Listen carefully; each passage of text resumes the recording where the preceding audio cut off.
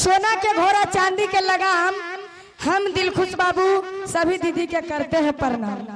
जय हो, खुश रहो। बोली सच्चे दरबार की, हर हर महादेव की।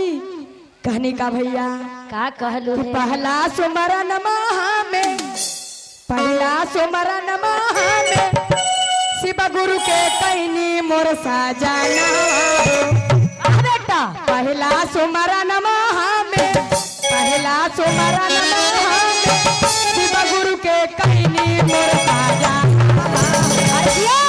गुरु दिहालन के अनमा मोर साजना, गुरु दिहालन के अनमा मोर साजना। पहला सुमरन पहला सुमरन शिव गुरु के कैनी मोर साजना। गुरु दिहालन के मोर साजना, गुरु दिहालन के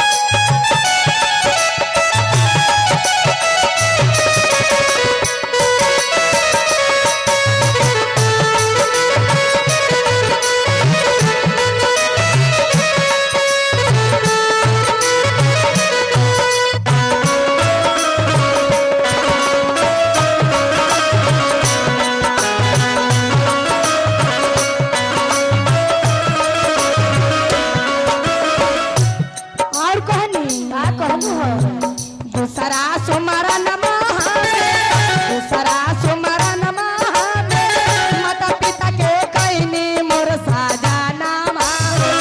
दूसरा सुमरन माता पिता के कैनी मोर साजना।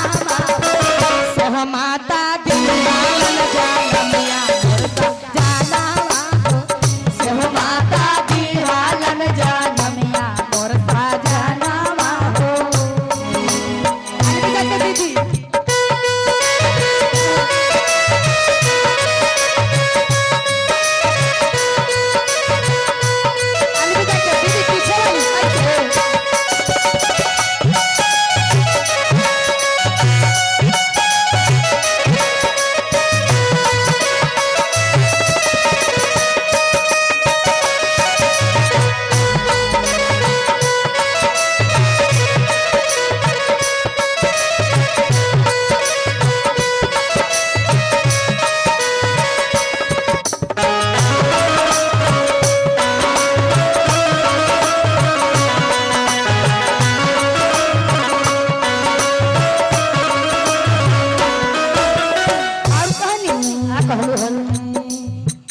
तीसरा सुमरन में, तीसरा सुमरन में ससुर ससुर के कैनी मोर साजना।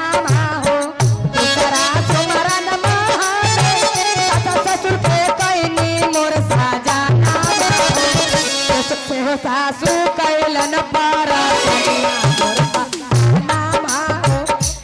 सासू कैलन पारा बनवा मोर साजना।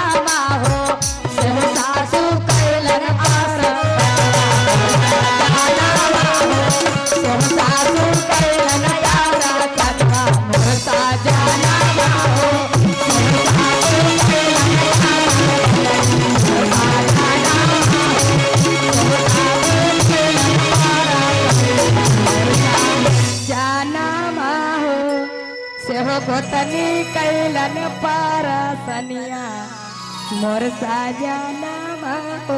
बोले शंकर भगवान की। नमक की हो दीदी।